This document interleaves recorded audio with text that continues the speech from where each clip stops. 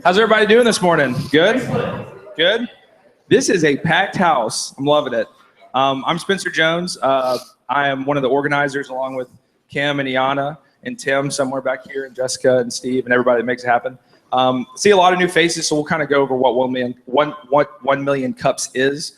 1 million cups is a Coffin Foundation initiative, and the whole idea is that we can share 1 million cups of coffee together in our local community and advance our economy through entrepreneurship, through having wonderful entrepreneurs like some of the ones you'll meet today come in, share their stories, and kind of ask the community to give back a little bit and help them with whatever they're going through, whatever they need, whether it's personal or business.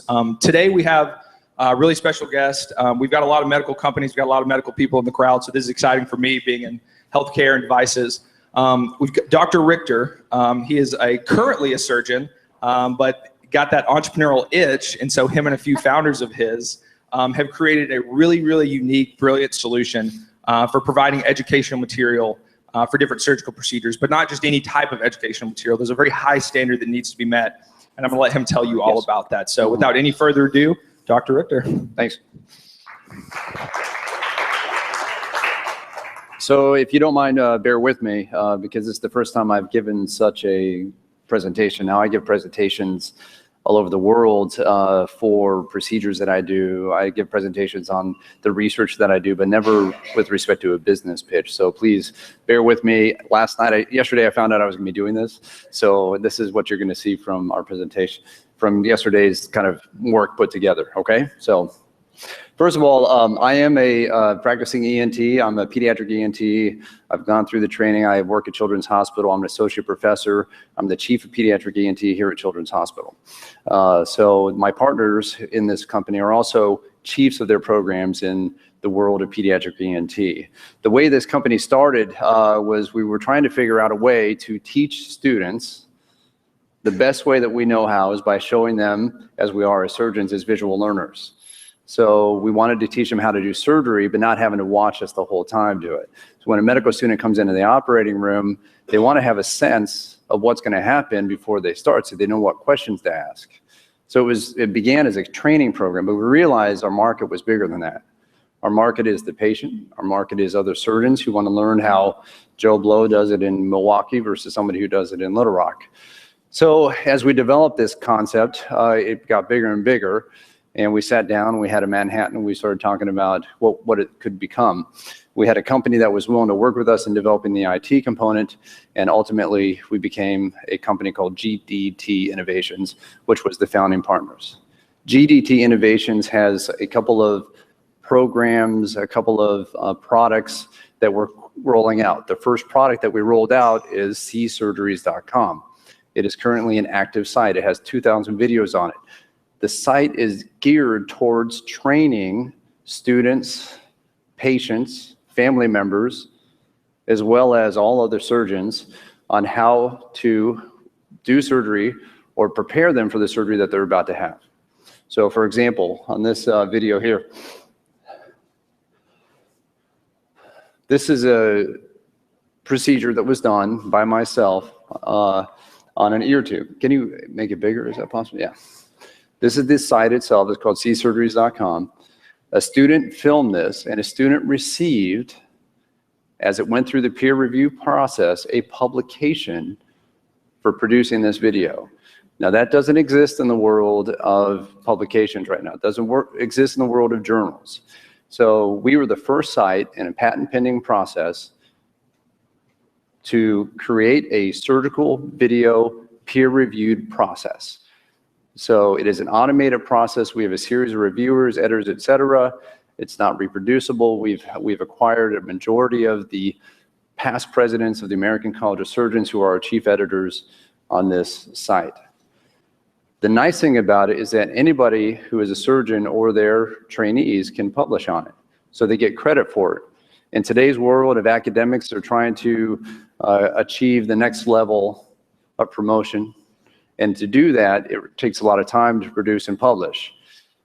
Students are the same way. They want to get into a residency or program, they need to get published. So the win is for the student, but also we produce videos under strict criteria that patients can watch. So if a patient, imagine you go into your doctor's office and your doctor at the end of this said, yeah, we're going to do this hernia repair. Oh, and here's a form. You can look it up if you want to. You can check it out on YouTube if you want to, but it's not validated for what I do. So here is the video. It's published. It's been peer reviewed. It's validated. It's recognized by my colleagues and peers as the procedure to do. Okay, so we created the site. We started back in 2014.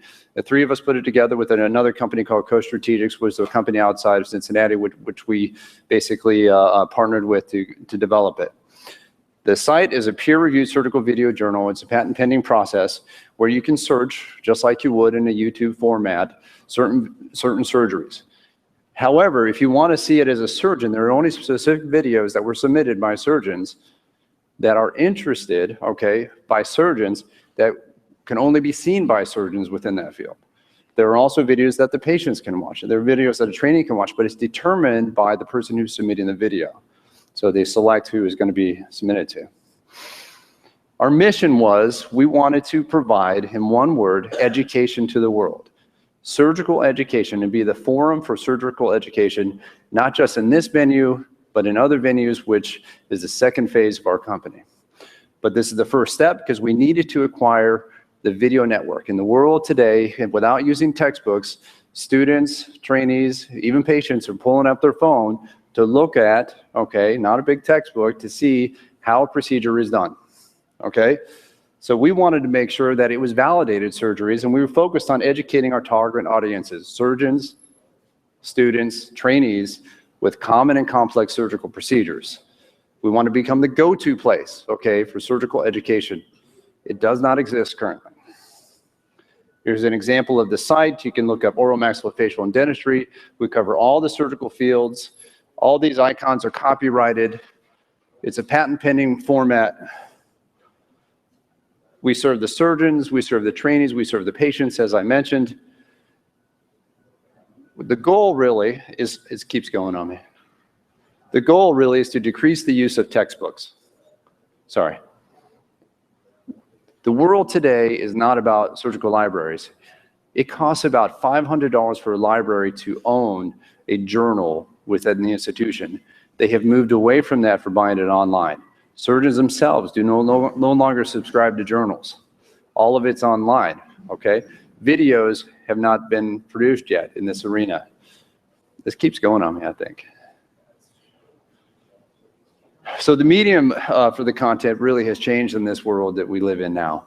We wanted to be the forefront of that by providing peer-reviewed surgical videos. Thanks. Sorry, which one do you want to go? One down below. The other way. Sorry. Good. Let me just get a phone call in the middle of this at the same time. That's great. Yeah. We want to be the interactive mobile device for those people who are trying to learn about surgery. That's fine if you leave it that way. And we want to be the vetted video source for all videos. Now, what we have done is created a format that has strict criteria on the type of videos that are there. People can submit theirs and they get peer-reviewed publication, but we also have an automated process that's pulled all the videos that meet our criteria within the world.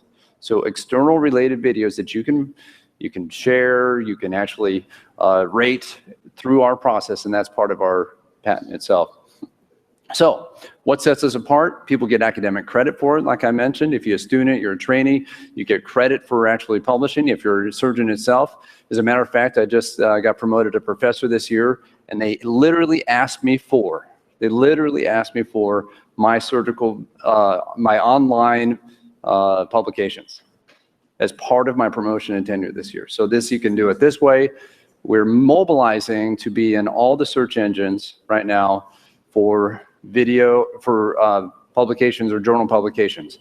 The way it works right now in the academic world, if you have a publication, if you look at PubMed.gov, you can pull up. Now, a surgical video form does not exist in that, but we will be the first ones that we're in the process of submitting to PubMed. Okay, so videos are submitted by their authors. In the future will be indexed on PubMed. Our goal is to be a global reach. Now, right now, the way journals work is that if you're an otolaryngologist, you get a journal and you can look at it. You can have online subscription for $400 a year, okay? And you can look at it, you can review the articles. But you can't get to the rest of the world with your publication. We want to be to the rest of the world. We have people in Brazil right now, China, that are starting to put their videos on our site, and we want to expand. This is a worldwide audience for any surgeon who wants to get their video online.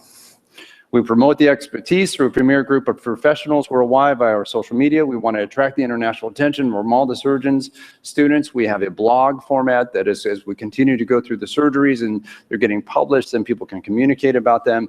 And we want to gain access to our chief and section editors who are head of their programs at leading institutions. What we also do is we provide the education on how to create the video, how to submit the video, how to get help editing your video. We provide the tools in order to get the process done. We are, as I mentioned, we are a group of physicians. The people who own the company are physicians. It's a physician-led company. It sets us apart from other companies in the sense that we are geared towards education. That is our goal. That is our mission. We want to train people. These colleagues are well known in their own fields. They're Vice President, Chief Quality Officer, Children's National Health System, the Vice Chair of our group practice at Children's, Deepak's at Baylor Medical College of Medicine. We have 3 leadership members. Eric Gantwerker is the President of Education. Laura Greenberg is the President of Operations. Eric Gantwerker has his MA in Education, but is also a pediatric otolaryngologist. And then we have a Vice President of Outreach and Communications. These are all the specialties at which we cover. We have a world-renowned editorial board. For example, this is Gerald Healy. He is our Chief Surgical Officer. He is the past President of the American College of Surgeons. He has been instrumental in helping us acquire previous past presidents and all the leaders within their field through the American College of Surgeons. We presented this material to the American College of Surgeons last year and had a lot of recognition for it. As a result of that, we started developing. Can you press play on this one? Right on the bottom, yeah. We have all these featured officers that are directors and champions of their own programs. We hand-selected these people. We invited them to be part of the group. Their most prominent names in their own surgical specialties. L.D. Britt, who is the Chief of General Surgery in Chicago, was a past president of American College of Surgeons. He is running our surgical side of the platform. Scott Levin is a leader. So just an example of the people who moved to the next. Keep going. These are just names. I don't know if you can see them all, but it's not the best format. Orthopedic surgery, otolaryngology, all chairs and chiefs of their programs. So we have the academic arena set in place. What does the future hold for us? We're going towards PubMed. We'll be the first surgical video online on PubMed. It hasn't existed before. We're in the process of applying for that. It takes about 3 months to apply. You have to have huge volume. We currently have 2,000 videos on the site. Okay, they're all published. They've been recognized now on ResearchGate. ResearchGate is a med search engine that is out there. I don't know if you've ever heard of it before. There's partnerships with medical schools. We're currently partnering with University of Cincinnati, University of Arkansas, of course, as you would imagine, Baylor University. We're also partnering with surgical societies. The American Pediatric Surgical Association has made us their platform for putting all surgical videos. See, these organizations don't have the money to fund something like this. They need somebody to house their videos, to present their videos, and we can be that. Otherwise, it costs them a lot of money to maintain the software to do it. So we also have the next step, was a thing called C-Books. It'll be the first partner product that comes out of C-Surgeries or GDT Innovations to C-Surgeries, because it's a first app-based video educational tool for surgeons and trainees. So no longer a textbook. You pull your phone out, you have all the tools that you need, but it's video-based. If you have a patient that has a hernia, it's a video with a hernia with a little bit of text, and it shows how to operate on that patient. Criteria that you need. So visit us today, csurgeries.com. It's kind of the end of the pitch. I have the business side of it if you're interested in that at all. But that's the company itself. Is that how you do this? Yes, it is. Okay. Round of applause. Round of applause. That was perfect. Yeah. So we're gonna open it up for questions. Anybody in the crowd that has a question, raise your hand. I'll bring the mic by. Chris Atkinson had a question about liability for you. Is there any liability posting this stuff online? Thank you for asking. Yeah, we get that question a lot, actually, from the surgeons that were submitting it right off the bat, because you got to be careful if you have something online, there's a chance that someone's going to say, you know what, I had that surgery, and actually that was the surgeon who did it, right? And I had a complication. We have a team of lawyers. We have 3 lawyers that has helped us create the text that when somebody submits something, they remove our reliability to anything that they submit. So number one. Number two, we feel that the quality work should be, it's reviewed and should be recognized as a reviewed entity. But we've covered that ground quite extensively. Okay, Joe? Yeah. Right here. Yeah. Dr. Joe Calhoun here. Hi, Joe. I must have missed it. Are you a subscription-based? What's your income model on this? Thank you for asking. That was the next step. You want me to move to that? Can I talk about that? Okay. All right. So here are our milestones, just to let you know. In January 2014, we founded the company. We became a beta site launch. In February 2015, we just started getting some videos online. We had 100. Now we have over 2,000 videos. What we did, a very small seed capital raise that was family and friends. It was not a Series A or anything to that nature. We recruited our editors in spring of 2016, and these are the people that we hired in 2015. Here's the concept behind it. I'm leading up to your question, if that's okay. So in 2016, all the specialties were contracted. The contract through our lawyers they said that you have to have about 50 videos per section editor, and they're recruiting people to put videos on to really make this, in the beginning, show a bunch of high quality videos right off the bat, and then we get the rest of the world. In 2017, we assume each contributor will submit 10 videos. Right now, we get 10 videos a week. In 2017, we expect that we're hoping to go up to the number of contributors, 15,000 to 150,000 videos, and hopefully 1.5 million by 2018. We have an exit strategy for the company through growth of the company itself, in the sense of the number of viewers as we acquire them throughout up to 300 million. And then we begin our judicious marketing tools this year, okay, to get advertisers, to have a subscription model to see books. Right now it's online, it's free, you can do it. But what you don't know about the world of, or maybe you do, the world of medicine, is that a company can no longer come into a hospital. A company can no longer come in, solicit, give pins, give food, etc., through a hospital. This is their venue to advertise. They will hit world surgeons through this venue. So advertising is a key component to it. Where is that part? Here's the monetization stream. Advertising from medical device, pharmaceuticals, et cetera, not to mention simple things. Imagine the plastic surgery sites and you want to have a cosmetic product that you want to present. So you get to the videos, you got the cosmetics on that site at the same time. You've got, for example, high-end products that are targeted to the physicians or the surgeons. Data analytics is part of the process anytime you have an online system, and then you have an advertising subscription model. Imagine I told you $400 a year for a subscription. We do $5 a month to get any video within your specialty. Okay, question right here. Yeah. Well, first of all, Michelle Gower, I love your going after pharmaceutical. As a former drug rep, I totally see the benefit in that for you guys. I saw you shaking your head. Yeah, well, Yeah. I know how the struggle is real when you're a rep trying to talk to doctors. But 2 questions that I had is, first of all, well, one really, is as a patient, I've had 3 ACL surgeries over the course of my life. And as a patient, I would have loved to have seen the actual surgery part. So the question is, I see the validity in your marketing and going after the drug companies and other people to pay for this model, but as a patient or as a parent, are you gearing any marketing towards that specifically? And if so, what does that look like? Because, for example, if I have just my kid who's going to have 1 surgery, I don't necessarily want to pay $5 to learn about how that surgery is going to look. So is there a different model for the patient or parent side of the surgeries? It's a huge market, right? And again, we try to go back to our mission of education. We do want to educate the patients. That's really the goal. When I do an ear tube, I show them that video. So for the people who are like, well, what does it mean to put an ear tube in? I show them the video.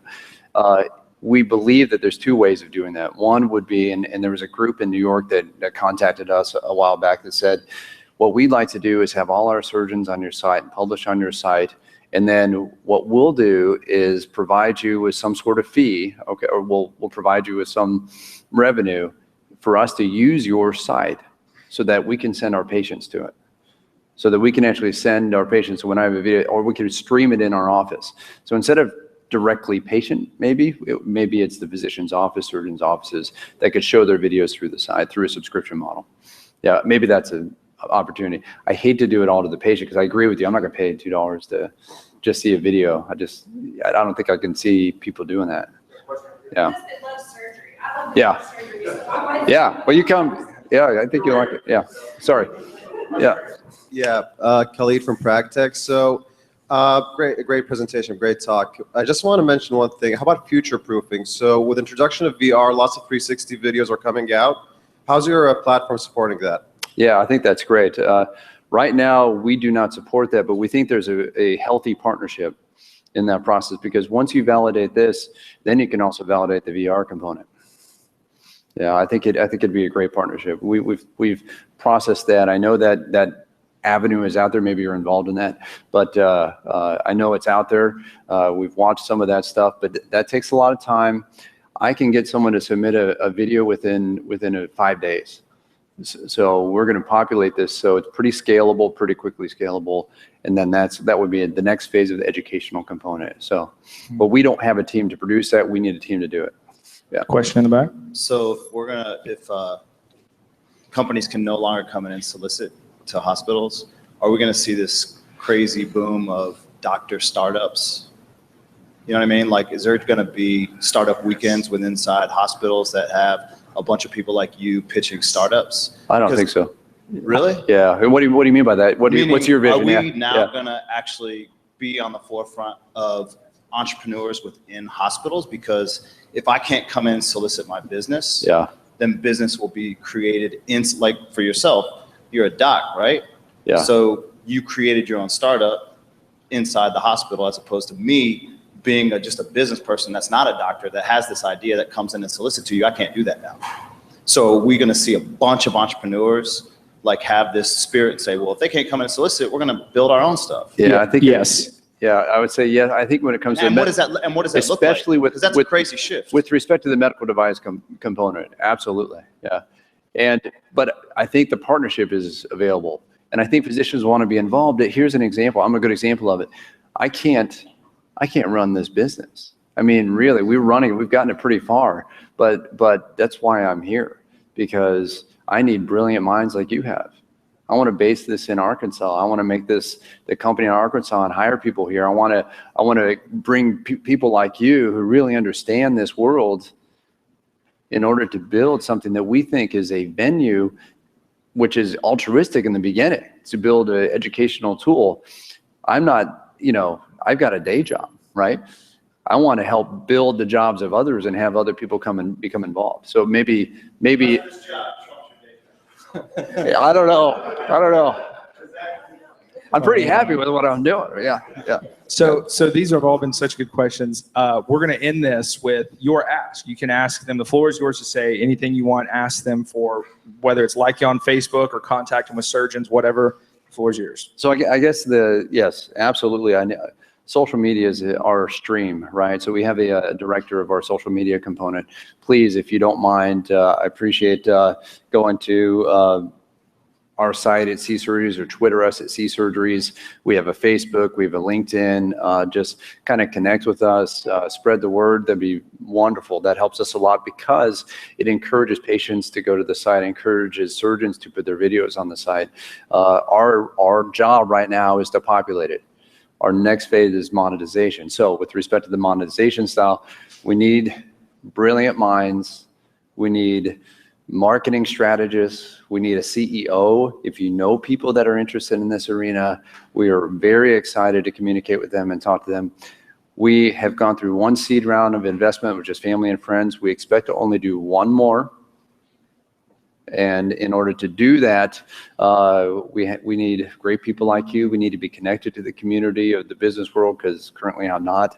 And in order to find those right people, we think that monetization will take over once we get the final seed round so that we can hire the right people, get the company based here, and move forward. You heard the man. Everybody give it up for Dr. Richter. Thanks, man. So a hospital, Chad, a hospital doing an incubator. What about a hospital system and an insurance provider in a state? What if they did an incubator? Huh? Wouldn't that be neat? So next up, and I'd like the companies, you know who you are, Alton, Zeman, guys, get up, come over here. We've got a surprise for you guys. It's going to be really quick, and I'll let Kim tell you a little bit more about it. Yeah, so hi, thanks for coming, everyone. I'm Kim. I'm an organizer of 1 Million Cups and the Associate Director of HubX Life Sciences, which, as Spencer mentioned, is the accelerator that we're putting on right now at the Innovation Hub with healthcare startups. So they all came in last Monday, all from out of state, and some are from out of the country. So we're going to have them, we're going to integrate them into 1 Million Cups, obviously, but just so that you guys can meet them, we're going to have them do their 1-minute pitches. Feel free to meet them afterward and give them feedback. And we are going to start with Practech. Hi, good morning, y'all. My name is Khalid. I'm the CEO of Practech, and we're making wearable scanners for nurses. Essentially, the biggest problem about this is that preventable medication errors in the United States equal up to $2.6 billion annually. It doesn't make sense that we're not doing anything about it because they are preventable, and we have the means to prevent them. So what we did is something called medication boarding passes, because it didn't make sense that people don't board the wrong planes, but medication board the wrong people. So what we did is simple. We gave nurses wearable scanners, so they would receive physician orders on their band. So any modification, changes, deletion would show right away in real time. And to actually pull off any of those notifications, you would have to scan drugs. So that's verified. That's a boarding pass. Scan the patient. Verified. That's a plane. And you're good to go. So the wearable form factor allows an accessible means to scan at any time. So no one would have an excuse not to scan medication, not to scan patients and run barcodes, and essentially decreasing medication errors. Thank you.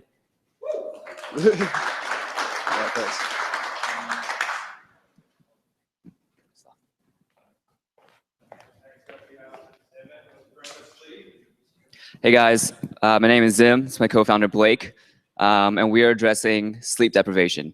So according to the CDC, roughly 1/3 of all Americans are chronically sleep deprived, and that translates to about $63 billion worth of lost productivity to employers every year. So at Cronus Sleep, we are developing a smart pillow that can help make 6 hours of sleep feel like 8 hours.